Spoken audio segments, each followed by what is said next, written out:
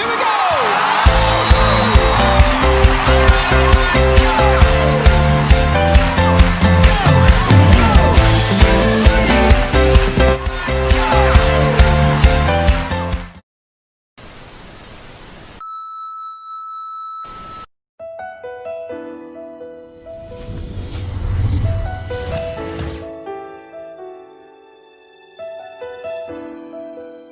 Shalom saudaraku, hari-hari ini pandemi COVID-19 masih merebak ke seluruh dunia dan di Indonesia juga angka yang terpapar makin hari makin tinggi di tengah era new normal ini.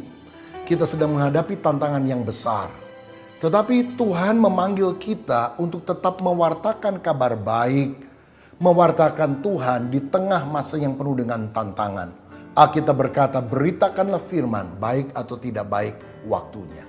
Justru di tengah pandemi ini banyak orang menyadari hidup mereka sangat rapuh.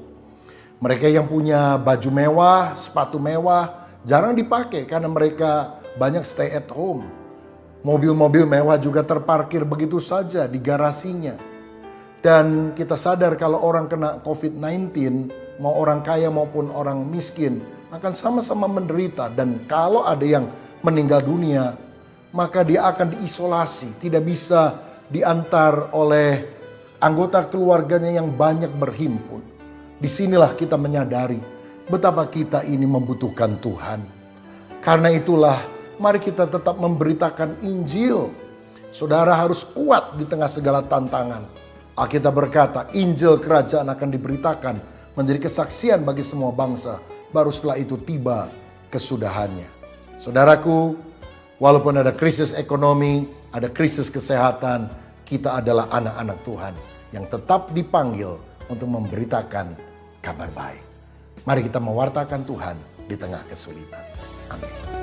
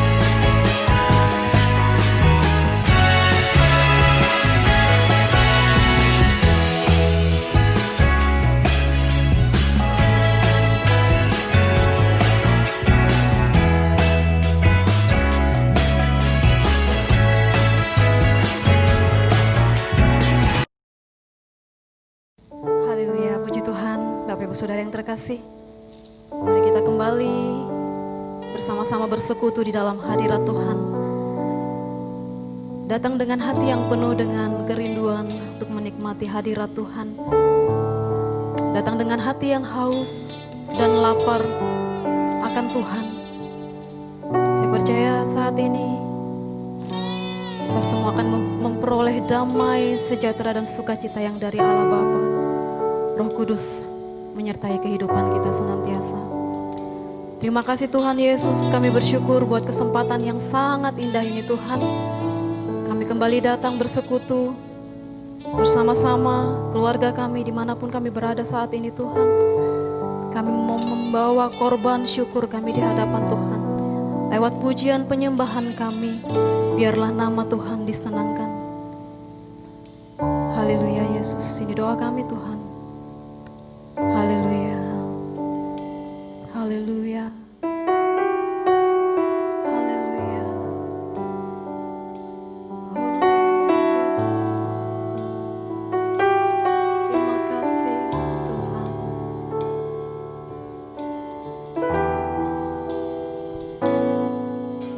Saat ku masuk ke hadirat-Mu,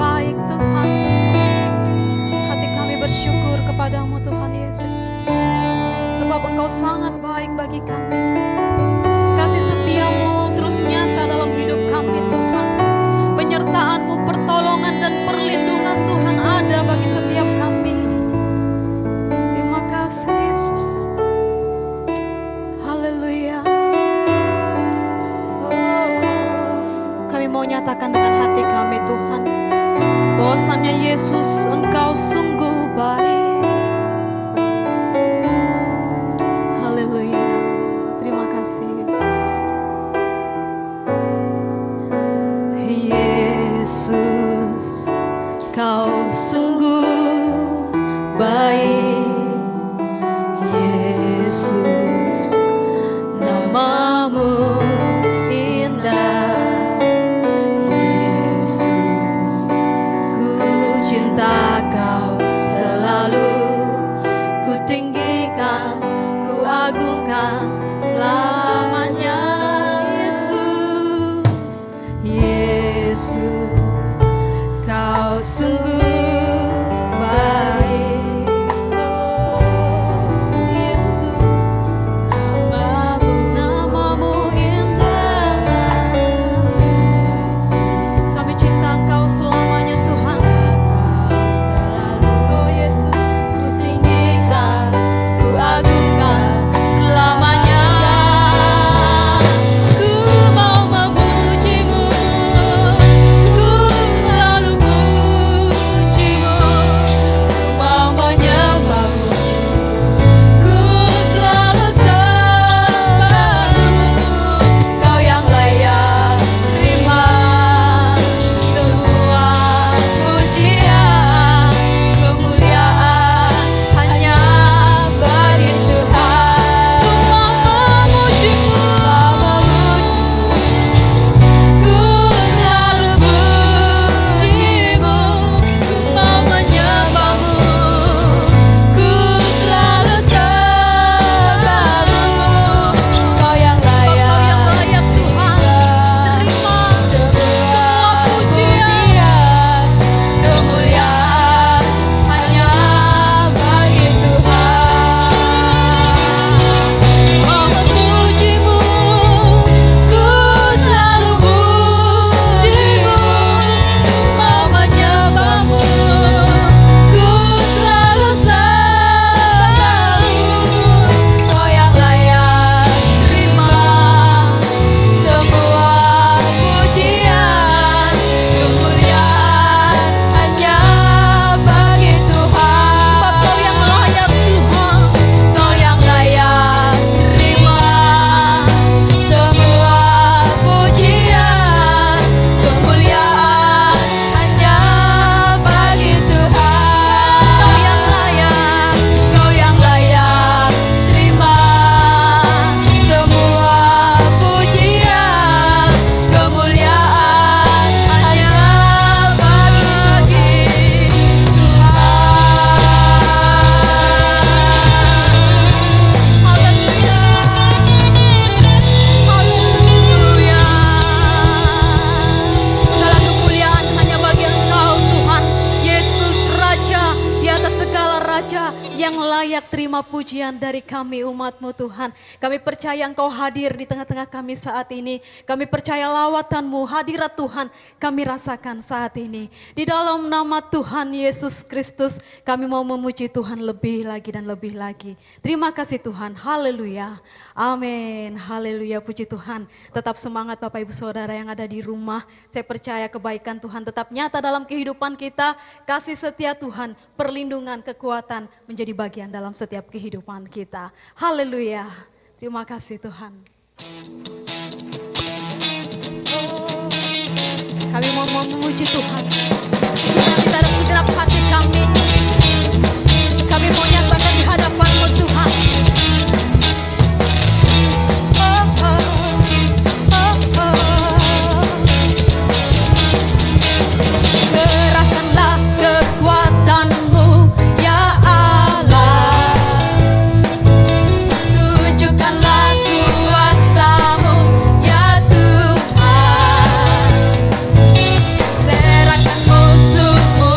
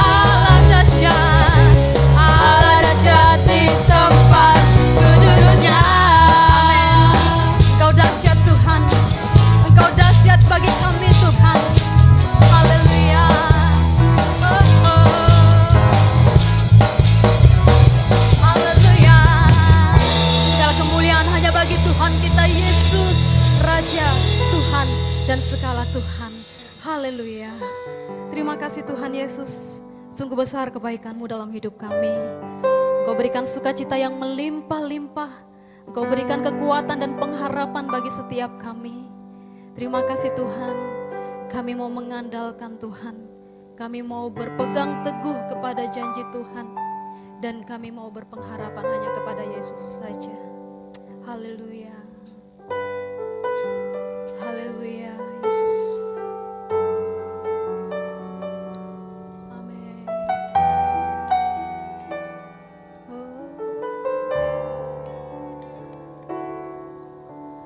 Kuasa-Mu nyata di dalam kelemahanku, kekuatan-Mu menopang seluruh hidupku.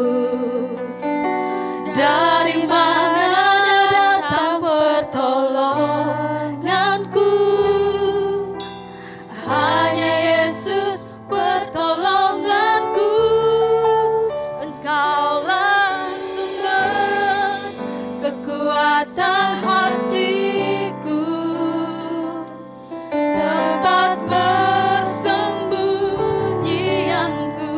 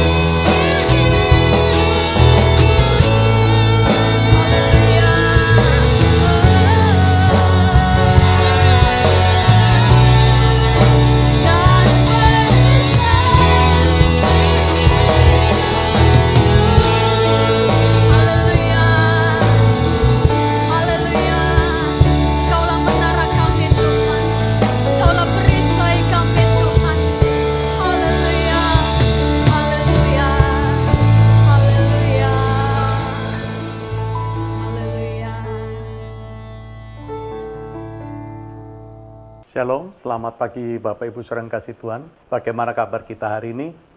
Puji Tuhan, kita semua ada dalam berkat perlindungan Tuhan. Dan kita percaya pada hari Minggu ini kita boleh mendapatkan kesempatan untuk beribadah kembali dan mendengarkan kebenaran firman Tuhan. Untuk itu sebelumnya, mari kita berdoa terlebih dahulu. Bapa, kami mengucap syukur oleh karena kasih dan setia Tuhan yang tetap memelihara hidup kami sampai hari ini. Kami boleh ada oleh karena anugerah Tuhan. Dan kami percaya pemberitaan firman Tuhan yang kami dengar sebentar ini menjadikan hidup kami lebih semangat dan penuh sukacita untuk terus-menerus mengikut Yesus Kristus dan melayani Tuhan. Terima kasih Bapa. Biarlah firman yang kami dengar tertanam di hati kami dan menghasilkan buah. Segala pekerjaan iblis sudah dihancurkan dalam nama Yesus. Kami bersyukur untuk firman yang kami dengar. Kami sambut di dalam nama Tuhan Yesus. Amin. Baik Bapak Ibu Saudara yang kasih Tuhan. Untuk firman Tuhan pada pagi hari ini bertemakan iman membuat hidup positif. Yang terambil di dalam kitab Bilangan pasal 13 ayat 27 sampai yang ke-31. Mari kita membuka Alkitab kita di rumah kita masing-masing. Yaitu kitab Bilangan pasal 13 ayat 27 sampai 31. Tertulis demikian. Mereka menceritakan kepadanya, kami sudah masuk ke negeri kemana kau suruh kami. Dan memang negeri itu berlimpah-limpah susu dan madunya. Dan inilah hasilnya. Hanya bangsa yang diam di negeri itu kuat-kuat dan kota-kotanya berkubu dan sangat besar. Juga keturunan Enak telah kami lihat di sana. Orang Amalek diam di tanah Negeb. Orang Het, orang Yebus, dan orang Amori diam di pegunungan. Orang Kanaan di sepanjang laut dan sepanjang tepi sungai Yordan. Kemudian Kaleb mencoba menenteramkan hati bangsa itu di hadapan Musa. Katanya, tidak, kita akan maju dan menduduki negeri itu, sebab kita pasti mengalahkannya. Tetapi orang-orang yang pergi ke sana bersama-sama dengan dia berkata, kita tidak dapat maju menyerang bangsa itu, karena mereka lebih kuat daripada kita. Amin. Bapak Ibu Saudara yang kasih Tuhan, kita telah mendengarkan pembacaan firman Tuhan yang di dalam Bilangan pasal 13 ayat 27 sampai yang ke-31.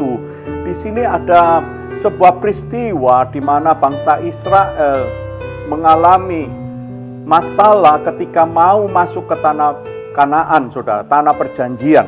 Nah, sebelum kita membahas ayat ini, mari kita terlebih dahulu memahami sejarah apa yang dialami bangsa Israel sebelumnya, saudara. Nah, Tuhan ingin menjawab apa yang menjadi pergumulan umat Israel. Ya, Tuhan menjawab pergumulan bangsa Israel apa, saudara? Mereka mengalami penindasan, penganiayaan di tanah Mesir selama berapa, saudara? 450 tahun, saudara. Di dalam negeri Mesir, mereka harus kerja paksa, kerja di dalam tekanan yang luar biasa, sehingga mereka merasa tidak kuat, saudara, menghadapi tekanan yang begitu luar biasa. Hari demi hari, bayangkan Bapak Ibu, selama 450 tahun mereka menghadapi situasi yang seperti itu. Nah, Tuhan memakai Musa untuk apa, saudara? Untuk melepaskan bangsa Israel dari tekanan itu. Tuhan mulai menjawab, mengirimkan Musa, diutus Tuhan untuk memberitakan kepada mereka bahwa Tuhan mendengar seruan mereka, mendengar segala keluh kesah mereka, penderitaan di tanah Mesir. Kalau kita perhatikan pada Keluaran pasal 2 ayat 23 sampai 24. Lama sesudah itu matilah Raja Mesir, tetapi orang Israel masih mengeluh karena perbudakan. Dan mereka berseru-seru sehingga teriakan mereka minta tolong kepada perbudakan itu, karena perbudakan itu sampai kepada Allah. Allah mendengar mereka mengerang, lalu ia mengingat kepada perjanjian dengan Abraham, Ishak, dan Yakub. Bagaimana Allah mendengar segala keluh kesah, penderitaan yang begitu luar biasa, Tuhan mendengar. Maka Tuhan mulai utus Musa. Musa menceritakan kepada bangsa Israel tentang maksud Tuhan membebaskan mereka dan membawa ke tanah perjanjian yang indah. Mari kita lihat di dalam Keluaran pasal 4 ayat 31. Lalu percayalah bangsa itu, dan ketika mereka mendengar bahwa Tuhan telah mengindahkan orang Israel dan telah melihat kesengsaraan mereka, maka berlututlah mereka dan sujud menyembah. Jadi pada peristiwa sebelumnya mereka telah mengalami perbudakan begitu luar biasa. Lalu Tuhan mendengar doa mereka, seruan mereka. Lalu Tuhan mengutus Musa untuk menyampaikan kepada bangsa Israel bahwa mereka akan mengalami kelepasan, kemerdekaan yang luar biasa, saudara. Berita ini ditanggapi dengan penuh sukacita. Mereka sangat bergembira mendengar kabar baik, saudara. Ya, hati mereka bersukacita, lalu dia mulai memuji Tuhan, sujud menyembah kepada Tuhan karena berita yang baik ini. Tetapi saudara, peristiwa itu akan berubah menjadi hal yang menawarkan hati mereka. Mengapa bisa tawar hati? Kalau kita perhatikan Keluaran pasal 5 ayat yang ke-6, berita baik ini tidak serta-merta membuat mereka bersukacita. Justru mereka menghadapi penderitaan yang lebih berat lagi. Kalau kita perhatikan Keluaran 5 ayat yang ke-6, pada hari itu juga Firaun memerintahkan kepada pengerap-pengerap bangsa itu dan kepada mandor-mandor mereka sendiri, tidak boleh lagi kamu memberi jerami kepada bangsa itu untuk membuat batu bata seperti sampai sekarang. Biarlah mereka sendiri yang pergi mengumpulkan jerami, tetapi jumlah batu bata yang harus dibuat mereka sampai sekarang, bebankanlah itu juga kepada mereka, jangan menguranginya, karena mereka pemalas. Itulah sebabnya mereka berteriak-teriak, izinkanlah kami pergi mempersembahkan korban kepada Allah kami. Ternyata Bapak Ibu, setelah mereka mendengarkan kabar baik yang disampaikan Musa bahwa Allah bermaksud untuk melepaskan mereka, lalu Musa mulai menyampaikan ini kepada Firaun, saudara, kepada Raja Mesir, disampaikan maksud agar pemimpin Mesir atau Raja Mesir memberi kesempatan untuk melepaskan bangsa Israel dapat beribadah kepada Tuhan Allahnya. Tetapi ternyata justru hal itu membuat Raja Mesir, Firaun, menjadi panas hati, ya, menjadi marah, sehingga bangsa Israel yang tadinya menjadi budak untuk membuat batu bata, bahan bakunya disediakan, karena perkataan Musa kepada Firaun, membuat Firaun marah dan pekerjaan yang berat itu ditambah lagi. Mereka tidak lagi mendapatkan suplai bahan baku, dan mereka harus mencarinya sendiri, dan hasilnya tidak boleh berkurang seperti sebelum-sebelumnya. Jumlahnya harus sama, saudara. Wah, membuat hati mereka merasa susah. Tadinya mereka bergembira mendengarkan kabar baik itu. Mereka bersuka cita, tetapi ketika dia melihat fakta, matanya sendiri melihat bagaimana amarahnya Firaun begitu luar biasa, sehingga mereka merasa apa yang telah dikatakan Musa itu membuat mereka menjadi tawar hati dan seperti orang menaruh pisau di lehernya, saudara. Respon orang Israel bagaimana melihat situasi ini? Kalau kita lihat Keluaran pasal 5 ayat 21, lalu mereka berkata kepada keduanya, kiranya Tuhan memperhatikan perbuatanmu dan menghukum kamu, karena kamu telah membusukkan nama kami kepada Firaun dan hamba-hambanya. Dengan demikian kamu telah memberi pisau kepada mereka untuk membunuh kami. Jadi responnya berbalik dibandingkan yang pertama. Ketika mereka berkeluh kesah, Tuhan mulai mendengar, mengutus Musa kepada mereka, memberitakan kabar baik bahwa Tuhan ingin melepaskan mereka. Dan ketika Musa mulai menyampaikan masalah ini, perkara supaya Firaun melepaskan dan membuat mereka bisa beribadah kepada Allahnya, dan Firaun marah. Dan akhirnya bangsa Israel meresponnya dengan bagaimana, saudara? Mereka menjadi marah kepada Musa. Mengapa kamu membusukkan nama kami? Karena penderitaan ini makin berat, saudara. Saya paham bagaimana situasi yang sedang kita alami hari-hari ini. Di satu sisi, kita mendengarkan kabar baik bahwa Tuhan tidak pernah meninggalkan kita sedetik pun. Penyertaannya sungguh sempurna dalam kehidupan orang percaya. Tetapi fakta berbicara hari-hari ini bahwa kesukaran dan kesulitan makin bertambah-tambah. Bagaimana respon kita di hadapan Tuhan? Itu sangat penting, saudara. Jangan buru-buru kita mengambil sikap yang salah. Anda harus menaruh iman agar hidup Anda positif. Jangan sampai langkah kita meresponinya dengan salah, sehingga kita tidak bisa melihat kuasa Tuhan, saudara. Puji Tuhan, Tuhan mengerti situasi yang berat ini. Tuhan menunjukkan kuasanya di depan mata bangsa Israel. Apa yang Tuhan lakukan? Kalau kita perhatikan, saudara, pasal 7-12, Allah mulai bertindak, saudara. Bertindak untuk apa? Untuk membebaskan bangsa Israel. Mesir dihukum Tuhan dengan 10 tulah, saudara. Itu tidak main-main, saudara. Ya, 1 tulah saja sudah berat. Ini ditimpa 10 tulah. Bahkan yang terakhir itu tulah yang paling besar, mengerikan. Apa, saudara? Kematian, ratap tangis di seluruh daerah Mesir.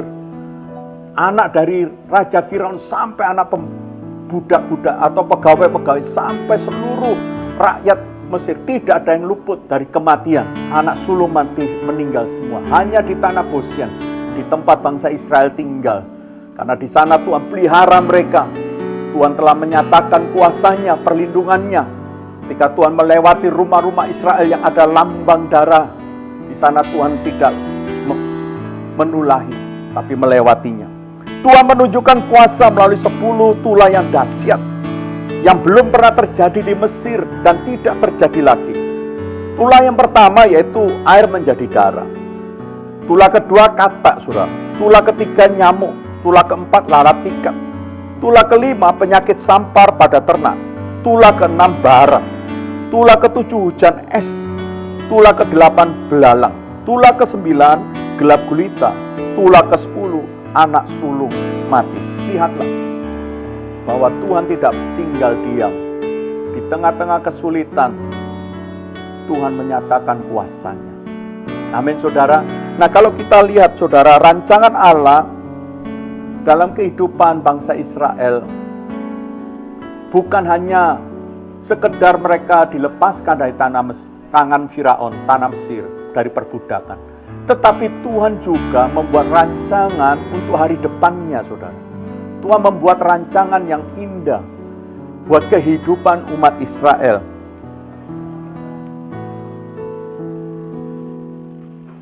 Tuhan tidak hanya menghukum Mesir dengan 10 tulah, tetapi juga merancangkan masa depan bagi Israel dengan sangat baik. Memindahkan dari tempat penindasan ke tempat permai, dari tempat negatif ke tempat positif, saudara.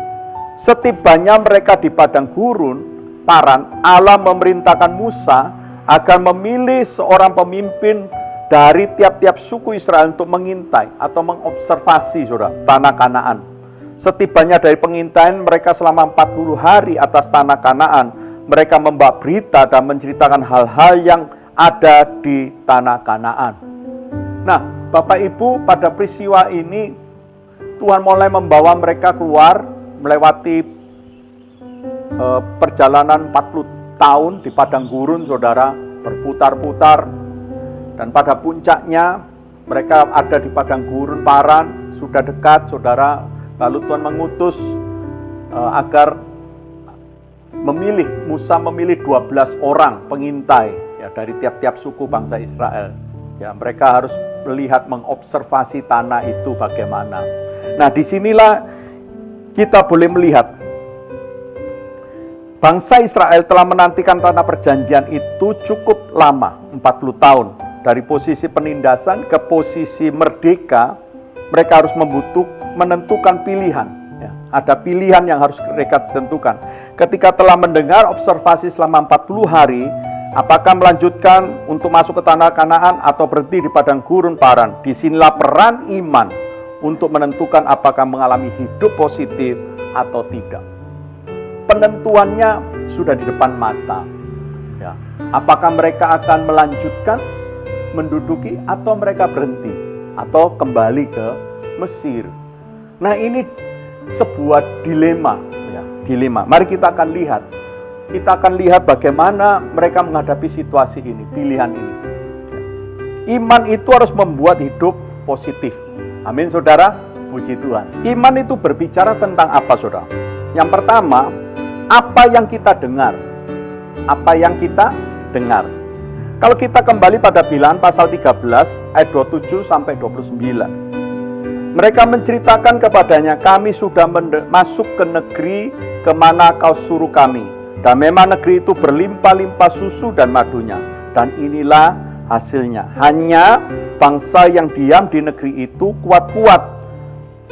Dan kota-kotanya berkubu dan sangat besar. Juga keturunan Enak telah kami lihat di sana. Orang Amalek diam di tanah Negeb, orang Het, orang Yebus, dan orang Amori diam di pegunungan orang Kanaan. Diam sepanjang laut dan sepanjang tepi sungai Yordan. Saudara, ada dua kabar. Ya. Kabar apa? Kabar baik dan kabar buruk. Ya. Kalau kita sering ditanya orang, saya punya kabar. Ya. Kamu mau dengar yang mana dulu? Kabar baik atau kabar buruk? Kita disuruh memilih. Kan seringkali seperti itu, saudara ya. Kita mendengar, ayo, kamu mau dengar kabar baik atau kabar buruk dulu? Nah, lalu kita mungkin memilih, ya saya mau dengar kabar baiknya dulu. Ya, baru kita mendengar kabar yang buruknya. Nah, 12 pengintai ini mempunyai kabar. Dua kabar. Yang satu kabar baik, yang satu kabar buruk. Kabar baiknya apa? Bahwa negeri yang mereka intai itu negeri yang baik. Tanahnya menghasilkan hasil bumi yang berlimpah-limpah. Wah, subur sekali. Tanah yang gemuk, saudara. Sangat indah. Mereka dapat membawa hasil buah anggur yang setandan itu diangkut, dipikul 2 orang, saudara. Saking besarnya itu mungkin buah ya, saudara ya. Sehingga, wah, mereka senang mendengar kabar itu. Tetapi 10 pengintai mengatakan begini, tunggu dulu, ada kabar buruknya. Apa kabar buruknya?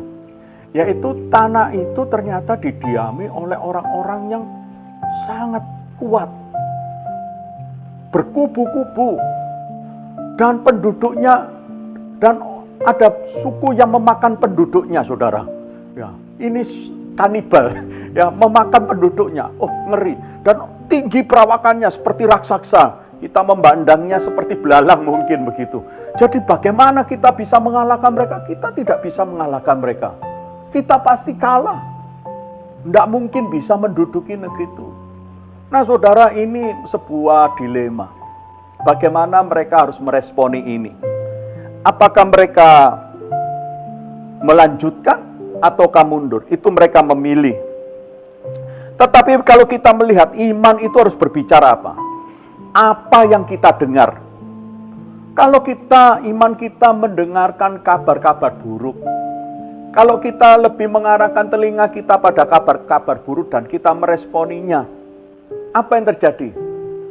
Bisa-bisa bangsa Israel tidak masuk ke tanah perjanjian. Stuck pada gurun Paran atau kembali ke Mesir. Tetapi kalau mereka meresponi kabar baik, dia menaruh iman mendengarkan kabar baik, yaitu tanah yang dijanjikan, tanah yang baik, tanah yang subur, tanah yang luar biasa. Dan mereka mempercayai bagaimana Allah menyertai kehidupan mereka. Wah, saya percaya mereka bisa masuk dan menduduki negeri itu. Nah, saudara, tanpa kita sadari, banyak orang Kristen ini salah mendengar, saudara. Salah dalam cara mendengar. Lebih condong senang mendengar kabar-kabar negatif. Kabar-kabar yang tidak membangun iman. Justru membuat atau orang yang seperti ini menghambat, saudara. Ya, menghambat bagaimana bisa mengalami hidup yang positif. Hidup yang benar-benar Allah berkarya dalam kehidupan seseorang atau suku bangsa. Dan mari kita memikirkan apa yang hari-hari ini Bapak Ibu lebih condong hatinya untuk mendengar. Itulah yang membuat iman kita benar atau salah, saudara. Kalau kita salah menaruh pendengaran kita, maka imannya bisa bergoyah atau tidak baik. Pikirkan pada pagi hari ini. Di dalam Roma pasal 10 ayat 17 ditulis seperti ini, saudara. Jadi iman itu timbul dari pendengaran. Dan pendengaran oleh firman Allah. Nah, kalau bangsa Israel di awal tadi di sejarah, di awal kita mendengar firman Tuhan, bahwa Allah mendengar keluh kesah mereka, penderitaan mereka, lalu Allah berinisiatif mengutus Musa untuk menyampaikan kabar baik, mereka akan mengalami kelepasan, dan Allah menuntun mereka dengan tangan yang dahsyat. Dia telah buktikan dengan 10 tulah menghancurkan Mesir begitu luar biasa, membuktikan pemeliharaan Tuhan sepanjang perjalanan selama 40 tahun di padang gurun, tidak kekurangan apapun, saudara, terpelihara demikian. Tetapi berubah ketika mereka mendengar kabar dari 10 pengintai bahwa negeri itu tidak mungkin kita kalahkan karena penduduknya sangat kuat, sangat luar biasa. Bahkan ada orang yang memakan penduduknya, suku memakan penduduknya sendiri, saudara. Wah, itu membuat hati mereka kecut dan tawar hati.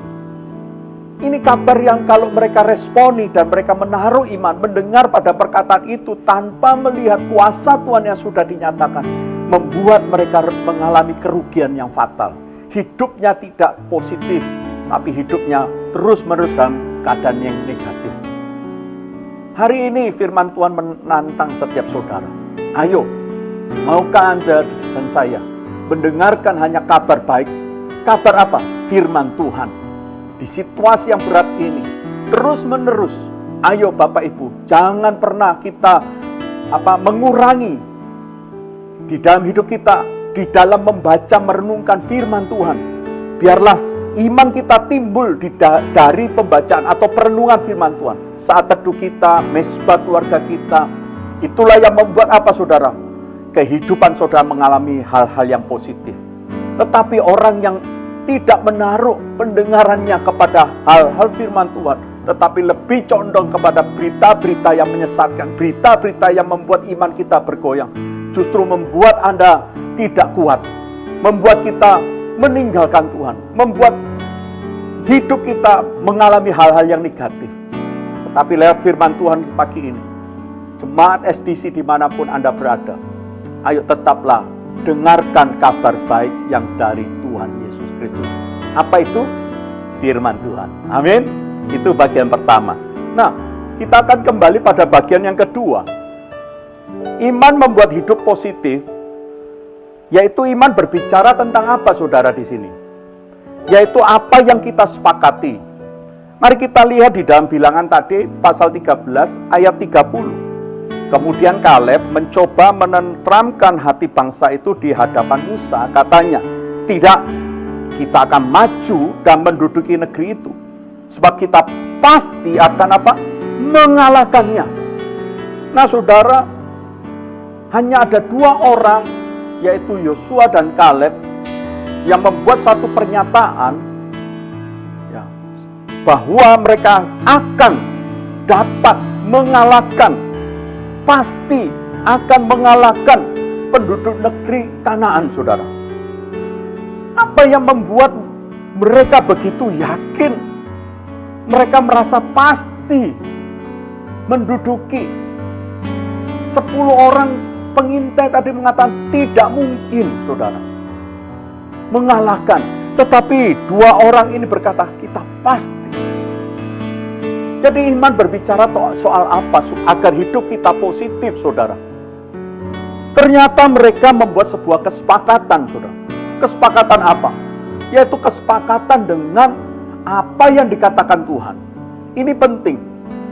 Tidak hanya kita mendengar perkataan Tuhan, firman Tuhan, yang menimbulkan iman, lalu selesai. Tetapi kita tidak pernah menaruh kesepakatan terhadap firman itu. Kita tidak ya dan amin terhadap apa yang Tuhan katakan di dalam firman-Nya. Hanya sekedar kita membaca dan tahu. Itu hanya menaruh pada pikiran, pengetahuan pikiran kita, saudara. Tetapi belum menyentuh hati kita. Belum mampu memperubah apa yang menjadi keputusan kita. Tetapi Yosua dan Kaleb telah mengambil sebuah keputusan bahwa mereka tetap berjalan bersama Tuhan. Dan mereka pasti bisa menduduki tanah Kanaan. Saudara, hari ini saya mengajak setiap saudara ambil keputusan untuk sepakat dengan Tuhan. Mengapa demikian, saudara? Pada saat itu, umat Israel terpecah menjadi dua kelompok. Antara mengikut 10 pengintai atau mengikuti pandangan Yosua dan Kaleb. Dua-dua menyampaikan argumentasi yang logis atau masuk akal ya. Mereka 10 melihat fakta ada dua, yaitu faktanya tanah itu baik, tetapi dihuni oleh orang-orang yang sangat kuat dan tidak mungkin dikalahkan. Tetapi di satu sisi, kelompok Yosua dan Kaleb mengatakan kita pasti bisa mengalahkan mereka. Terpecahlah mereka dengan dua kelompok ini, saudara. Kalau mengikut pandangan kelompok 10 pengintai, maka jalan ke tanah Kanaan menjadi tertutup. Mereka akan tinggal di padang gurun Paran atau kembali ke Mesir. Tetapi kalau mereka mengikut perkataan Yosua dan Kaleb, mereka akan berperang dengan bangsa-bangsa yang sangat kuat dan kemungkinan mereka kalah. Jadi ini sebuah dilema, saudara, sebetulnya. Nah, orang yang beriman kepada Tuhan membuat kesepakatan bukan berdasarkan pandangan atau suara mayoritas atau kelompok tertentu dalam mengambil keputusan besar. Kesepakatan kita jangan diletakkan pada suara mayoritas manusia, tapi letakkanlah keputusan kita berdasarkan kesepakatan dengan siapa? Dengan Tuhan kita, yaitu Yesus Kristus. Mari kita lihat di dalam Injil Matius pasal 18 ayat 19, ada firman Tuhan yang ditulis demikian, saudara. Dan lagi aku berkata kepadamu, jika dua orang daripadamu di dunia ini sepakat, minta apapun juga, permintaan mereka itu akan dikabulkan oleh Bapa-Ku yang di surga. Ketika seseorang mengambil keputusan sepakat dan mulai berdoa, kesepakatan dengan seseorang, dua orang sepakat, lalu kesepakatan ini kita juga naikkan kepada Allah di dalam doa. Kita sepakat dengan keputusan Allah, keputusan Bapa kita, maka Bapa itu menjawab doa itu, mengabulkan apa yang menjadi permintaan. Bandingkan sekarang dengan kesepakatan bangsa Israel. Mereka harus memilih sepakat dengan perkataan 10 pengintai ataukah sepakat dengan perkataan Yosua dan Kaleb.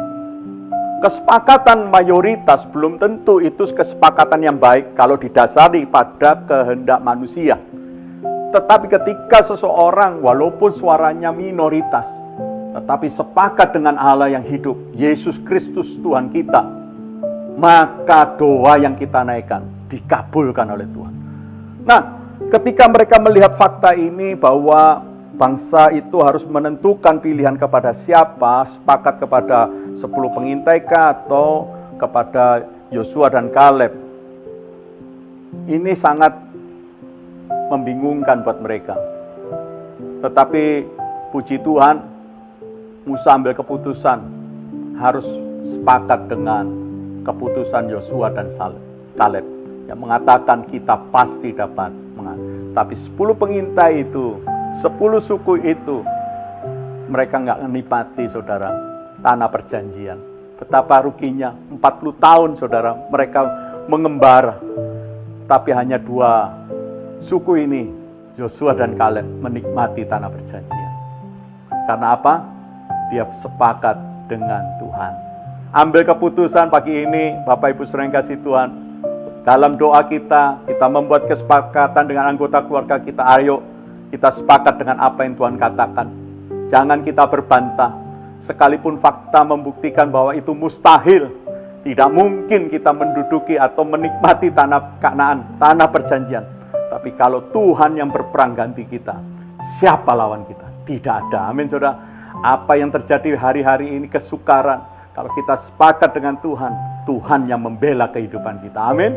Percayakah kita pada pagi hari ini? Puji Tuhan. Lanjutkan pada bagian yang ketiga, iman membuat hidup positif. Iman berbicara tentang apa, saudara?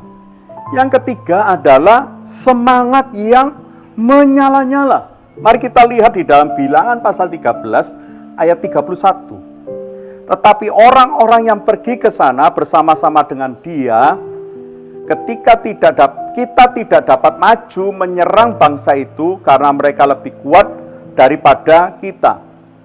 Jadi siapa yang mengatakan orang-orang yang pergi ke sana bersama-sama dengan dia berkata, kita tidak dapat maju. Perkataan siapa ini, saudara? Perkataan 10 pengintai. Mereka merasa mereka tidak mampu untuk melanjutkan perjalanan atau menduduki tanah perjanjian itu. Mengapa mereka memiliki sikap pesimis terhadap masalah yang ada di depan matanya mereka? Karena mereka kehilangan semangat hidup, saudara. Mereka lebih condong melihat fakta mata bahwa mereka tidak dapat. Itulah yang membuat timbul di hati mereka rasa pesimis, rasa tidak mungkin mereka dapat menikmati tanah perjanjian itu. Orang pesimis atau kehilangan semangat hidup ini, saudara, akan mempengaruhi imannya. Ya. Mari jangan sampai iman yang kita miliki hari ini kehilangan semangat berkobar-kobar, ya, menyala-nyala, saudara. Akibatnya apa? Kita memandang masalah itu menjadi membuat kita berat, kita tidak mampu, tidak berdaya. Itu hal-hal hidup negatif, saudara. Tidak ada yang positif. Saya rindu saudara pagi ini mengalami gairah, semangat bersama Tuhan. Amin, saudara. Jangan putus asa menghadapi situasi pencobaan yang berat, ya, di depan mata kita. Katakan, saya harus bersemangat. Iman saya harus berkobar-kobar. Ya. Percaya Tuhan sanggup menolong kita. Nah, itu yang dilakukan oleh Yosua dan Kaleb. Semangatnya menyala-nyala. Dia tidak mengurangi imannya di dalam mempercayai Allah yang sanggup menolong mereka. Bandingkan dengan 10 orang ini, 10 orang pengintai, mereka tidak berdaya, merasa tidak mampu. Orang yang semacam ini justru menjadi penghambat di dalam perjalanan bangsa Israel untuk menduduki tanah perjanjian.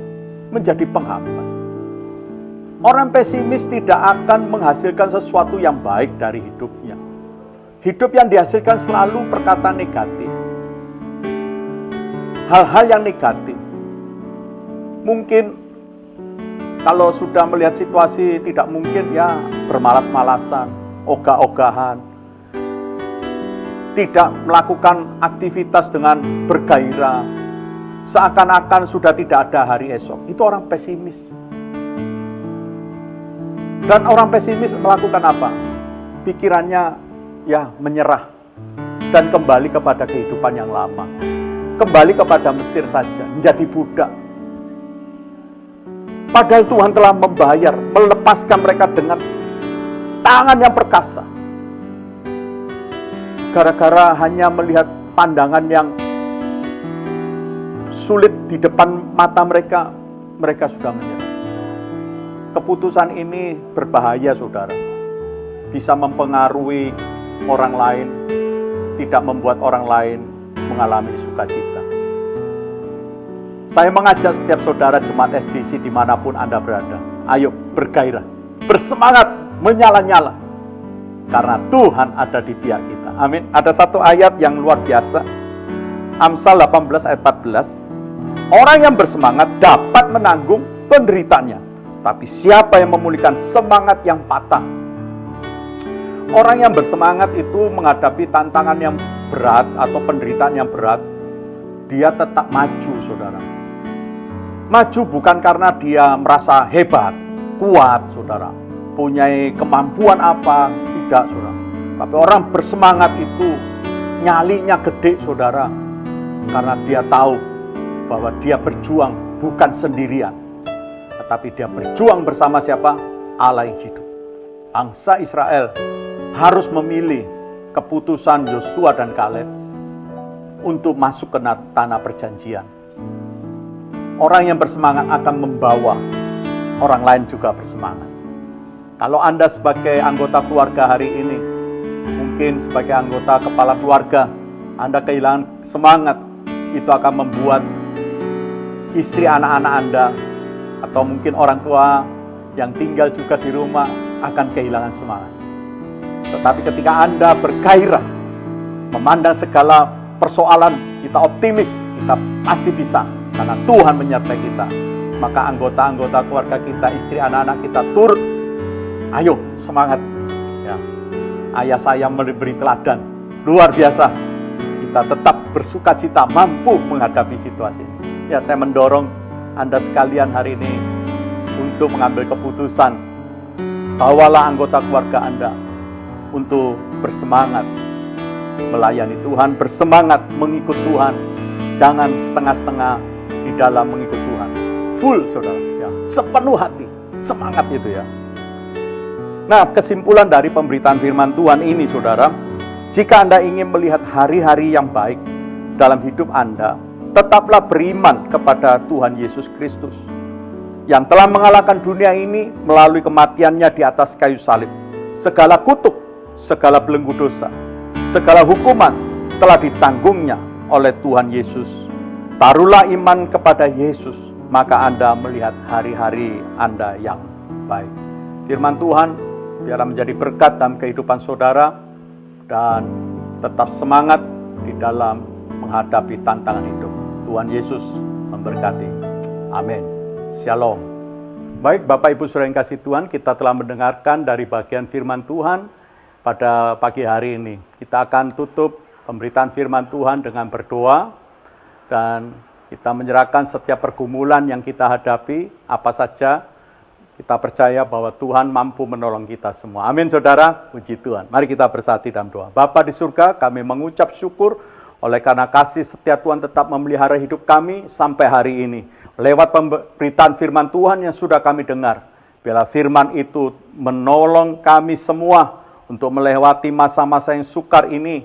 Kami tidak berputus asa. Kami percaya hidup kami aman di dalam tangan Tuhan, aman dalam perlindungan Tuhan. Biarlah iman kami, iman yang sungguh-sungguh mengandalkan Tuhan, sepakat dengan Tuhan. Iman yang tidak pernah goyah, tetap bersemangat memandang, memegang janji-janji firman Tuhan. Kami berdoa ya Bapa, untuk setiap jemaat-jemaat Tuhan SDC dimanapun saat ini berada. Mereka yang sedang dalam pergumulan, pencobaan yang sedang mereka hadapi. Kuatkanlah mereka ya Bapa. Biarlah mereka boleh mengalami jalan keluar di dalam masalah-masalah yang sedang dihadapi ya Bapak. Jamah Roh Kudus bagi yang sakit. Jamah, pulihkan, sembuhkan Tuhan. Kami percaya mujizat-Mu masih terjadi. Kami berdoa untuk setiap anggota keluarga yang saat ini membutuhkan pekerjaan, yang membutuhkan keuangan. Tuhan membuka jalan. Tuhan memberkati apa yang menjadi buah tangan pekerjaan mereka masing-masing. Dimanapun saja mereka berada, dibuatnya berhasil dan beruntung. Anak-anak kami yang bersekolah, Tuhan berikan hikmat, kemampuan. Masa depan mereka Tuhan yang menjamin di dalam nama Tuhan Yesus. Terima kasih Bapak untuk kesempatan pada pagi hari ini. Pemberitaan firman Tuhan telah kami dengar. Dan sebentar kami mengakhiri ibadah kami pagi ini. Mari saudara-saudara yang kekasih, arahkan tangan kita ke atas untuk terima berkat Tuhan. Dan sekarang saudara-saudaraku yang kekasih dalam Kristus, terima dan bolehmu berkat yang datang dari Allah Bapa, cinta kasih sayang dari Tuhan Yesus Kristus, serta persekutuan lewat kuasa Roh Kudus ada menyertai kita pada pagi hari ini. Sampai Tuhan Yesus datang kedua kali. Di dalam nama Tuhan Yesus, kami mengucap syukur dan berdoa. Sama-sama yang percaya dan diberkati Tuhan, sama-sama katakan, amin. Shalom Bapak Ibu Saudara yang kasih Tuhan Yesus. Kita akan mengakhiri ibadah ini. Marilah kita bersama berdoa mengucap syukur atas penyertaan Tuhan pada ibadah kita. Mari satu dalam doa. Bapa Surgawi, Allah yang kami sembah dan muliakan dalam nama Yesus. Kami mengucap syukur dan berterima kasih atas berkat dan penyertaan-Mu dalam ibadah pada saat ini.